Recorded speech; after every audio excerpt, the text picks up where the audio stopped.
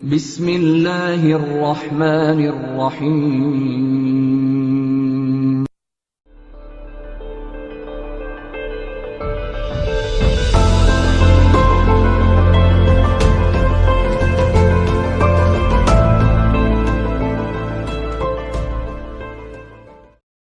बिस्मिल्लाहिर्रहमानिर्रहीम। अस्सलाम वालेकुम। Welcome students. होपफुली आप सब खैरियत से होंगे। स्टूडेंट्स, आज की इस वीडियो में हम चैप्टर नंबर 10 का थ्योरम नंबर 4b स्टार्ट करेंगे। इसको हम आज इंशाल्लाह डिस्कस करेंगे। गुज़िश्ता थ्योरम की तरह ये थ्योरम भी काफ़ी आसान है और गुज़िश्ता थ्योरम से काफ़ी हद तक मिलता जुलता भी होगा। इसकी लॉजिक्स और इसमें तमाम जो टेक्निक्स हैं वो आपके प्रीवियस थ्योरम से काफ़ी हद तक रिजेंबल करती हैं। ठीक है, तो स्टार्ट करते हैं। इसकी स्टेटमेंट आपके सामने मौजूद है कि if two circles touch each other internally, कि अगर दो सर्कल्स एक दूसरे को इंटरनली टच करें, यानी अंदर की तरफ से एक सर्कल दूसरे को टच करे। अब इसके लिए ज़रूरी ये है कि वो दोनों सर्कल्स अनइक्वल हों। ठीक है, पिछले थ्योरम में मैंने आपको ये बात वाज़िया तौर पे कही थी कि उसमें चूंकि दोनों सर्कल्स एक्सटर्नली टच कर रहे हैं तो वो इक्वल भी हो सकते हैं और अनइक्वल भी हो सकते हैं।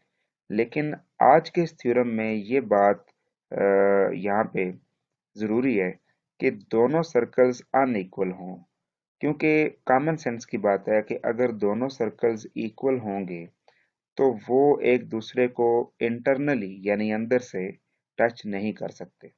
ठीक है, तो लेट्स सपोज कि हमारे पास एक ये सर्कल है, एक ये सर्कल हो गया जी, और एक हो गया ये सर्कल जो कि इससे थोड़ा सा छोटा है। ठीक है, अब दोनों सर्कल्स ने एक दूसरे को इंटरनली टच किया, मीन्स के इस सर्कल को हम यहाँ पे ले आते हैं। ठीक है, ऐसे ले आते हैं। तो अब आप ये देख सकते हैं कि ये दोनों सर्कल जो हैं वो एक दूसरे को इंटरनली टच कर रहे हैं, बिल्कुल ऐसे जैसे आपको ये असल डायग्राम में नजर आ रहा है। ठीक है, अच्छा, अब बात इस तरह है कि फर्ज किया कि हमारे पास जो पहला सर्कल था उसका सेंटर यहाँ पे है। ठीक है, चले हम यहाँ पे इसका सेंटर ले लेते हैं कि पहला सर्कल जो है उसका सेंटर, जो बड़े वाला सर्कल है, ठीक है, उसका सेंटर फर्ज किया यहाँ पे आता है। ठीक है, और जो दूसरा सर्कल है ये छोटे वाला, इसका सेंटर जो है वो फर्ज कर लें वो यहाँ पे बनता है जी, इस जगह पे बनता है। ठीक है, अब हमने प्रूफ क्या करना है। बेसिकली आज के इस थ्योरम में हमारा टारगेट क्या होगा, किस चीज को हम, किस बात को यहाँ पे प्रूफ करेंगे। लिखा है then the point of contact lies on the line segment through their centres and the distance between their centres is equal to the difference of their radii. असल में यहाँ से असल बात शुरू हो रही है कि हमने प्रूव करना है कि distance between their centres is equal to the difference of their radii. ठीक है, यानी कि इन दोनों सर्कल के सेंटर्स के दरमियान जो डिस्टेंस होगा, सबसे पहले तो देखते हैं कि वो डिस्टेंस जो है जो दोनों सर्कल के दरमियान में है वो कहाँ से कहाँ तक होगा। आपको जैसे बोला है कि 10 डिस्टेंस बिटवीन देयर सेंटर्स, तो सेंटर्स तो हमने ये लिए हुए हैं, तो ये एक है जी हमारे पास सेंटर और ये दूसरा सेंटर है जी। ठीक है, ये जो डिस्टेंस होगा इन दोनों सर्कल्स के दरमियान ये इक्वल टू होगा डिफरेंस ऑफ देयर रेडियाई। मिसाल के तौर पे पहले सर्कल का जो रेडियस है इसका सेंटर ये है, तो पहले सर्कल का रेडियस हो जाएगा यहाँ से लेके यहाँ तक। ठीक है, ये पहले सर्कल का रेडियस हो जाएगा। दूसरे सर्कल का जो रेडियस है वो कहाँ से कहाँ तक होगा जी, वो हो जाएगा यहाँ से लेके यहाँ तक। ठीक है, अब हम फर्ज कर लेते हैं कि पहले सर्कल का जो रेडियस है वो था 5। ठीक है, फर्ज कर लें कि पहले सर्कल का रेडियस था 5 जो बड़े वाला है, और जो छोटे वाला सर्कल है उसका रेडियस ये जो है इसको हम फर्ज कर लेते हैं कि ये 3 सेंटीमीटर है, ये है 3 सेंटीमीटर। ठीक है, अब आज के थ्योरम में जो बात हमने प्रूव करनी है वो ये है कि the distance between their centres is equal to the difference of their radii. यानी कि अब जो इन दोनों सर्कल के सेंटर्स के दरमियान ये जो डिस्टेंस होगा जिसे ग्रीन कलर से दिखाया जा रहा है, तो ये 5 और 3 के डिफरेंस के इक्वल होगा, यानी दोनों के रेडियस का डिफरेंस। तो 5 माइनस 3 क्या होता है? 2। तो फिर हमने प्रूव ये करना है कि ये जो डिस्टेंस है ये 2 सेंटीमीटर होना चाहिए। ठीक है, तो इस बात को आज के इस थ्योरम में हमने वेरीफाई करना है, इसको प्रूव करना है। तो होपफुली आपको इस थ्योरम का जो इंट्रोडक्शन है ये क्लियर हो चुका होगा। तो चलें अब हम बढ़ते हैं अपने थ्योरम के फर्स्ट स्टेप की तरफ, जिसका नाम है गिवन। गिवन में हमने लिखा two circles with centres D and F touch each other internally at point C. Quite clear है कि आपके पास एक सर्कल ये है, इसका सेंटर है डी, और दूसरा सर्कल छोटा है, इसका सेंटर है एफ।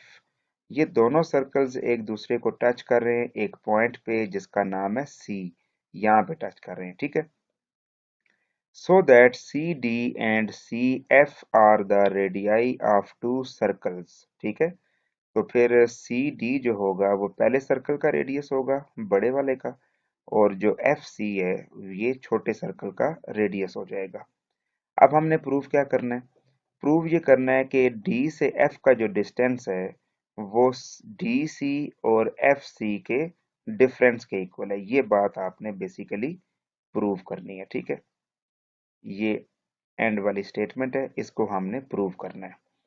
कंस्ट्रक्शन बिल्कुल पिछले थ्योरम की तरह, जो थ्योरम नंबर 4A आपने पढ़ा था, उसमें भी हमने एक कॉमन टेंजेंट का कंसेप्ट लिया था कि ऐसा टेंजेंट जो बैक वक्त एक से ज्यादा सर्कल्स के लिए वर्क कर रहा हो, पहले सर्कल का भी वही टेंजेंट हो, दूसरे का भी वही टेंजेंट हो, तीसरे का भी वही टेंजेंट हो। ठीक है, तो यहाँ पे भी हम उसी चीज को रिपीट करते हैं। ड्रा ए सी बी, ये ए सी बी ये आपको बाहर नजर आ रहा है, ये टेंजेंट है। ठीक है, इन दोनों सर्कल्स का कॉमन टेंजेंट है। ठीक है, और ये दोनों सर्कल्स को पॉइंट सी पे टच कर रहा है, तो हमने कॉमन टेंजेंट बना लिया। ठीक है, तो स्टूडेंट्स ये था हमारा हाफ थ्योरम, यहाँ तक कंप्लीट हुआ।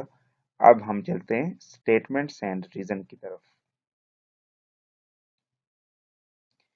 जी तो स्टूडेंट्स हम आते हैं जी अपने नेक्स्ट क्वेश्चन की तरफ। इसमें लिखा हुआ है कि both circles touch internally at C. ठीक, whereas ACB is the common tangent and CD is the radial segment of first circle। तो CD जो है वो रेडियल सेगमेंट है पहले सर्कल का।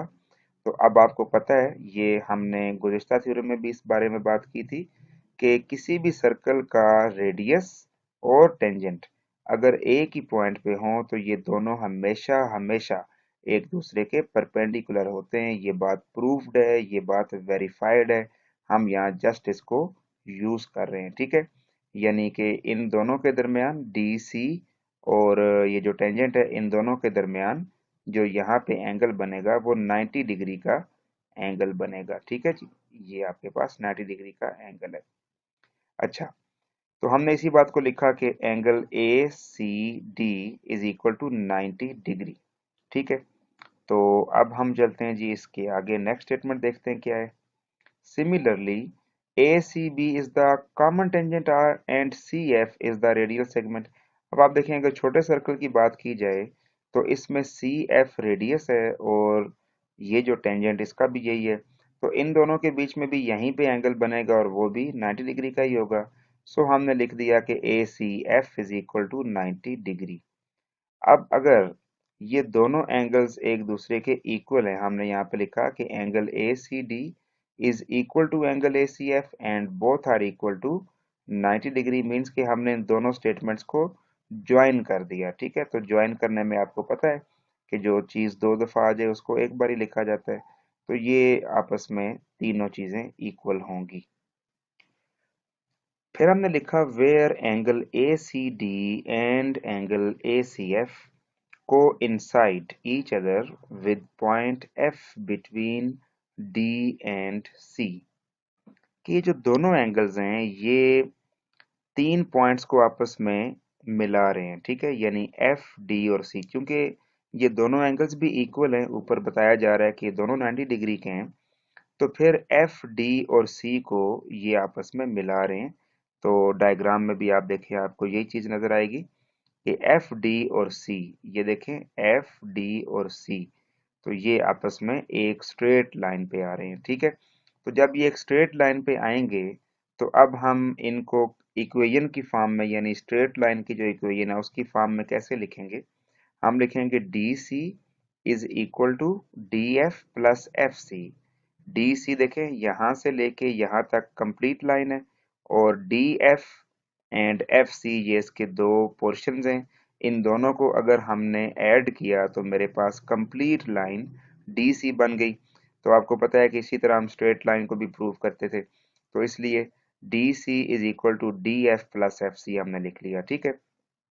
अब अगर मैं यहीं से एफ सी को इस साइड पे ले आऊं, तो ये हमारे पास बन जाएगा D C minus F C is equal to D F. और अगर आप इसको इस चीज को लेफ्ट साइड पे और उसको राइट पे लिख लें, ठीक है, तो D F is equal to D C minus F C.